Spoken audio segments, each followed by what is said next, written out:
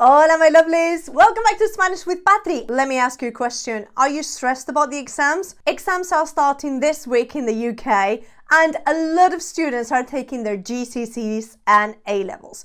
Today, this video is going to be about helping those students that are about to take their GCSE speaking exam. Are you ready to nail it? So keep calm and speak Spanish. Venga, vamos!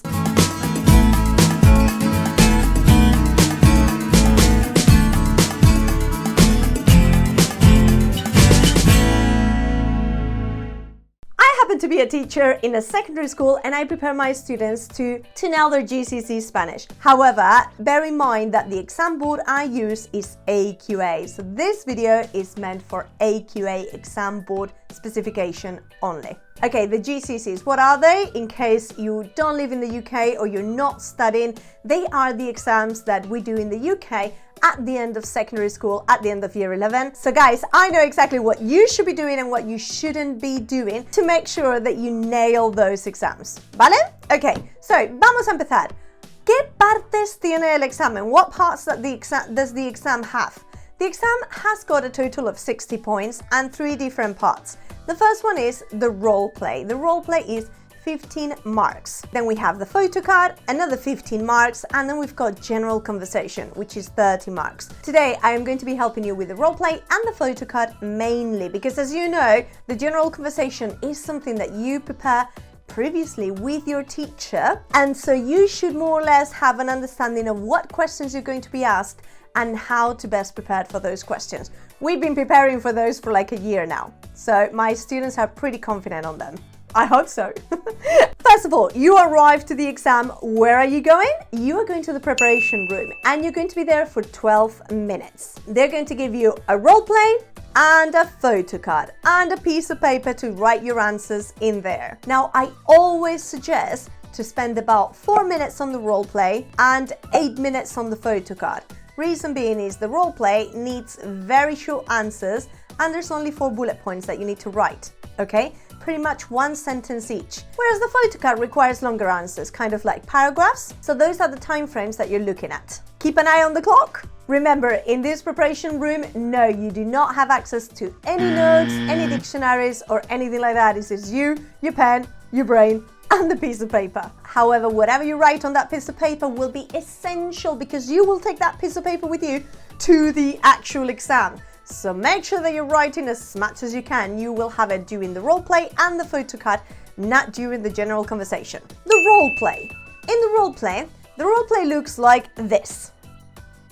There are a total of 5 bullet points, 4 that you can see in advance, 2 marks for content in each, plus a further 5 marks of knowledge and use of language overall. Number 1 tip, only answer to what is required. Do not go ahead and give loads of details because you want to show off, because you might get down marked, okay? So just, if they ask you in the question, give 2 details, give 2 details. 2 detalles, 2 detalles. Un detalle, no more. Nada más, ¿vale? However, remember, in the role play, the teacher can't paraphrase at all. We can't change what's on there. The script that we get given is the one that we have to read no matter what. Whether you're understanding or not, we need to stick to that. However, if you're not understanding, you can ask your teacher to repeat. And the teacher will be allowed to repeat once if you ask in the target language. How do you ask? Can you repeat please in Spanish? ¿Puedes repetir? Por favor. Can you repeat please? ¿Puedes repetir? You panicky, you want to keep it short, you could say repite, por favor. Repeat please. Repite, por favor. When you're in the preparation room, pay attention to the context.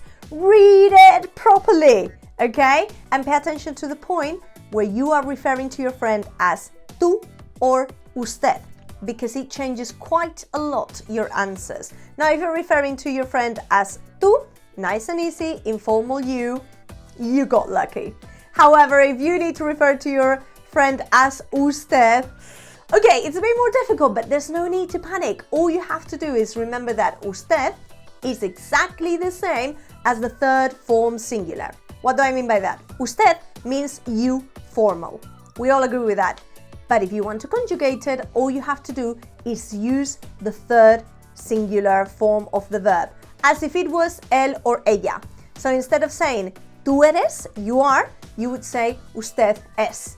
Instead of saying tú trabajas, you work, you would say usted trabaja. You follow me? What happens if you don't know something? I know, it's a tragedy, but you might want to say, I don't know. No sé. I don't know. No sé or no lo sé. You can also say, I'm sorry.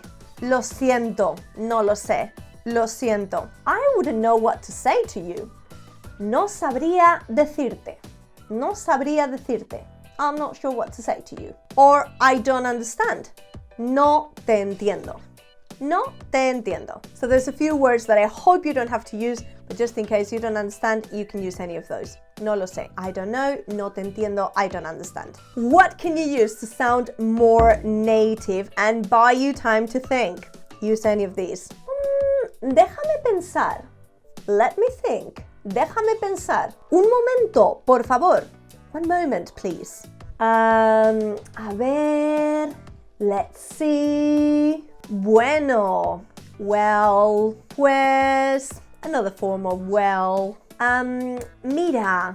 Let's see. Look. Look. Mira. I know that sounds silly, and it's not the most formal one or the most complex one. However, in English, I know you use all the time. You go instead of going go It sounds a lot more Spanish than And to sound even more native, when you're explaining something and you want to say, I mean, you can say something like, o sea, es decir, en plan, okay? Those are very, very, very native linking words over there, or filler words that will help you a lot. Link those ideas together and buy you some time. So if you learn a couple of them and you have them in your bag ready to go, there you go. I have chosen a higher role play for you today to practice with me. Venga, vamos a ello. Pregunta número 1. Question number 1. ¿Cómo son tus relaciones con tu familia? This is what I would ask you based on this bullet point. ¿Cómo son tus relaciones con tu familia? You could say something like, me llevo muy bien con mi familia. I get along very well with my family. You don't need to give extra details, you could just leave it there. Now you see an exclamation mark on the second bullet point. That means that you're going to get an unexpected question. And the unexpected question is the following. ¿Qué piensas de pasar tiempo con tu familia? In this case, it's an opinion. Normally, they ask you for opinions, guys. So it's not that difficult. Don't panic. Take a moment and pull an answer together. ¿Qué piensas de pasar tiempo con tu familia? And ¿por qué? Start with an opinion phrase. Considero, creo que, pienso que, diría que. Have a variety of them. Don't always go for creo que, okay? Or pienso que.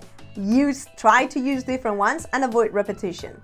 Considero que pasar tiempo con mi familia es muy importante. And then I would ask you, ¿por qué? Always justify your answer. Porque disfruto mucho con ellos. Because I enjoy a lot with them. Porque son muy simpáticos. Because they are very friendly. Porque son muy importantes en mi vida. Because they are very important in my life. That's it. Seguimos, and you have seen this one before actually sitting in front of the examiner. So you should be able to read it from your preparation paper. ¿Qué hiciste la semana pasada con tu familia? I always tell my students the same.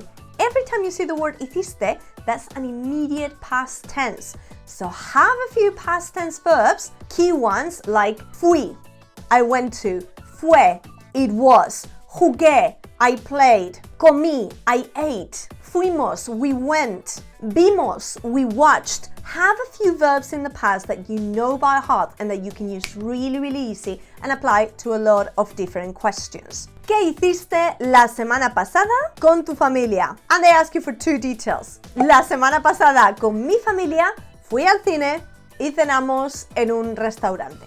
That's it, you've given me 2 details, 2 verbs in the past. Perfecto, boom. So you've done a past tense, you've done opinions, now you've done your surprise question. Now we're going to the next bullet point, which is ¿Y el tráfico en tu pueblo? What am I asking you about? ¿Y el tráfico en tu pueblo? And the traffic in your village? ¿Y el tráfico en tu pueblo? So you can tell me 1 detail. And remember, it only says 1 detail, so only give me 1. El tráfico en mi pueblo es horrible. Last one, this would be a question, but in this case, it's a question that you need to ask me. I don't ask you this question, you need to ask the examiner. And you don't ask about anything. You don't ask, for example, oh, what type of pizza do you like? No, ask a question bearing in mind what they're asking you to ask, okay? In this case, they're requesting a question about acciones para el medio ambiente. So what can you do, actions that you can do to improve the environment? It doesn't say the word improve, but it's kind of given, okay, towards the environment. I normally say, if you don't have anything, you could always ask, what's your opinion about? ¿Cuál es tu opinión sobre las acciones para el medio ambiente? Okay, so you could use that sentence starter for the question, ¿cuál es tu opinión sobre? And then put whatever they want you to ask about over there. Sometimes it does sound a bit weird. In a question like this, for example, I could ask, ¿qué haces para ayudar el medio ambiente? What do you do to help the environment? ¿Qué haces para proteger el medio ambiente? What do you do to protect the environment? So now you've done your role play, you still have the sheet of your answers prepared in your hand. And now we're moving on to the photocard. The photocard has got time limit, and that's between 2 and 3 minutes. 2 for foundation, 3 for higher. And remember, you should have written paragraphs for this one. Lengthy paragraphs. I mean, not a book, but, you know, decent paragraphs. Whereas in the role play, 1 phrase, 2 phrases will suffice. Develop your responses further. In this case, the teacher can paraphrase the meaning. That means that if you don't understand something, I can change it as long as I'm maintaining original meaning. You know that the first question, there are 5 questions in total. 3 that you can see in advance and that you can prepare in the preparation room, and 2 that you will not see and that you will be expected to answer on the spot. Okay? I'll tell you the trick for those in a minute. In the 3 questions, the first one is always going to be ¿Qué hay en la foto? What's in the picture? Por favor, por favor, por favor. Do not describe what's not in the picture, because I've had that with some of my students. Don't do that, please, okay? You need to describe what's actually in the picture. Lo que hay en la foto. For this answer, I always use the trick of PALMS, which I'm sure you are all familiar with. PALMS stands for people, action, location, mood, and season. So I usually tell my students, write at least 1 sentence for each of these, if you can. Obviously, it depends on the picture. If the picture has no people, you might not be able to describe anything about people in there. If you are not outside, you might not be able to say anything about the season, the weather. Another thing to remember, justify all of your opinions, please. Everything, justify it. And I don't mean saying porque all the time. Watch my video on linking words, be familiar with those. Apply some contrast, however, sin embargo, use a variety of linking words such as sino, ya que, da, okay? Be prepared for that. Be prepared to make your sentences cohesive. This is very similar to the writing. If you're prepared for the speaking, you will most likely also nail your writing.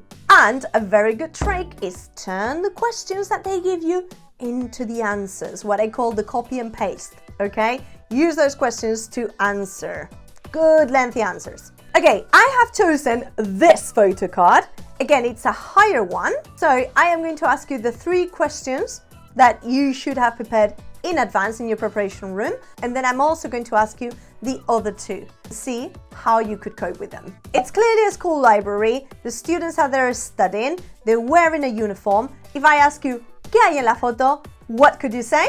En la foto hay unos estudiantes en la biblioteca. Now you've given me people and you've already given me location.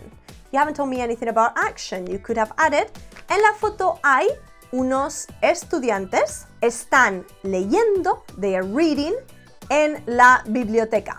Now we've got the about palms, okay? We haven't talked about mood or season, but you've got all those 3. Remember, en la foto hay, in the picture there is, en la foto veo, in the picture I can see, okay? Use any of those sentence starters. Then describe the people in there, un hombre, a man, una mujer, a woman, un niño, una niña, a boy, a girl, unos estudiantes, okay? Una madre, un padre, una familia. And then For the action, use está if there's only one person, están if it's more than one person, and the verb ending in ando or yendo, because that's the equivalent of our ing. So, the girl is studying. La niña o la chica está estudiando.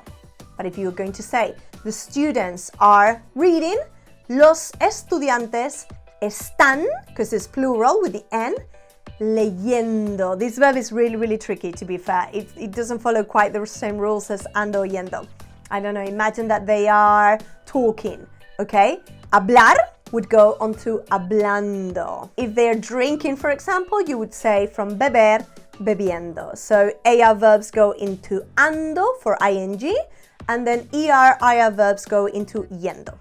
¿Vale? Mood. Can you talk about their mood? You can say están serios, they are serious. If you don't want to repeat all the time están, you could also say parece or parecen. They seem. He seems, they seem. The same rule applies. Parece is singular, he or she seems. Parecen is plural. They seem. They seem happy, parecen contentos. They seem sad, parecen tristes. They seem serious, parecen serios. Make sure that that's in agreement with your subject, okay? Don't say parece and then say serios, because that's a singular and then a plural. Something's not adding up in there. Can we talk about the season? Not really, because they are inside. When you're inside, you could say something like están dentro. They are inside. It's not necessary really, but if you want to make the answer longer, están dentro, they are inside. Están fuera. If they are outside, you could describe a lot more. You could say hace bueno, it's nice weather. Hace malo, it's bad weather. Hace calor, hace frío, depending on the clothes that they're wearing. But you could also describe their clothes. You could say, los estudiantes llevan uniforme. They are wearing a uniform. Llevan. Again, if it was only one of them, lleva.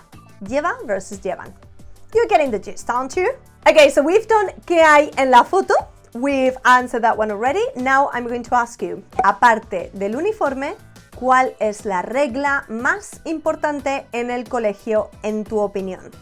Apart from the uniform, what's the most important, más importante, most important rule, regla, en el colegio en tu opinión? This is a classic. They always ask you in those three questions, ¿qué hay en la foto? What's in the picture? They ask you an opinion question, and then they ask you a tense question. It can be a future or it can be a past tense. For the opinion one, be prepared with opinion phrases. Like I said, have a variety of them up your sleeve. ¿Vale? Not literally up your sleeve, okay? That's an idiom. En mi opinión, considero la regla más importante de mi colegio es la prohibición de los teléfonos. I consider, in my opinion, that the most important rule in my school is the ban of the phones, ¿ok? Ya que creo que es esencial para socializar con mis amigos. Since I think it's essential to socialize with my friends. Something like that. You can give any opinion that you want. It does not have to be your real opinion. I always say, if you don't know, make it up. It doesn't have to be real. Just make up something that is cohesive and that it makes sense and that is grammatically as correct as possible. Vale, and now we're going to the tense question. ¿Qué actividades extraescolares hiciste el año pasado? What extracurricular activities did you do last year? Hiciste, showing up again, guys. You need to know that hiciste immediately, past tense, okay? If you're panicky, you don't know how to do a past tense, you don't remember your preterite endings, which you should, just go for the F words. Fui and fue. Fui, I went to. Fue, it was. Fui, el año pasado fui a fútbol. Fue muy emocionante. Last year I went to football. It was very exciting. Notice how I'm using the question to start my answer, and that way I'm making it a bit longer. Fui and fue. I always tell my students, use your F words, and they're like, my F words, miss. Yes, your F words. Fui and fue. It would be a lot better if you could use proper conjugated verbs, such as el año pasado jugué al fútbol y al baloncesto. Me encantó y lo pasé fenomenal. I loved it and I had such a great time. Now, little recap. So far, out of the 5 questions, we've had 3. We've got ¿qué hay en la foto? What's in the picture? opinion phrase, opinion question, and a past tense with ¿qué hiciste? What's to come? We've got a future ahead, my friend. So remember, if you've had a past tense, what's coming, it's the future, at least in the higher tier, okay? I'm talking about the higher tier. So the future, in your preparation paper, you can't write the answer because you don't know the question that the teacher is going to ask you, but you could write down a few of your future tense verbs to have them in there ready to go. So when you're asked the question, you don't panic that much and you've got them ready in front of you and you can kind of use your paper for help. ¿Tiene sentido? Does that make sense?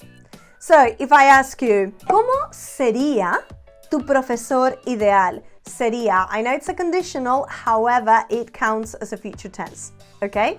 ¿Cómo sería? Every time you hear that ia, remember that you need to answer with an ia, okay? So, ¿cómo sería tu profesor ideal? What would your ideal teacher be like? ¿Cómo sería? Mi profesor ideal sería, and then you give loads of adjectives, okay? Sería simpático, would be friendly. Sería muy inteligente, very, very intelligent. Sería empático, empathetic. Me ayudaría, he or she would help me. Me escucharía, he or she would listen to me. And justify your answers, ya que esas son cualidades, since those are qualities que todo profesor debería tener, that every teacher should have. Por ejemplo, last one. Now, if you've had already all your 3 tenses, expect an opinion phrase. So in the 2 surprise questions, one is going to be a tense and the other one is going to be an opinion. Anticipate your answers. Now, in this case, ¿cuáles son los aspectos positivos y negativos de llevar uniforme? What are the pros and the cons, positive aspects and negative aspects of wearing a uniform? That's your opinion. En mi opinión, llevar uniforme es bueno porque evita problemas de acoso. In my opinion, wearing uniform is good because it avoids bullying. Sin embargo, por otro lado, however, on the other hand, you could start your phrase with por un lado, on the one hand, por otro lado, on the other hand. Check out the video of the linking words, guys. I'm telling you, you need to check that one out, okay? Very, very important. But por un lado, por otro lado, sin embargo, however, por el contrario, on the contrary, también considero que el uniforme no me permite expresar mi personalidad. I also consider that the uniform does not allow me to express my personality. Por ejemplo.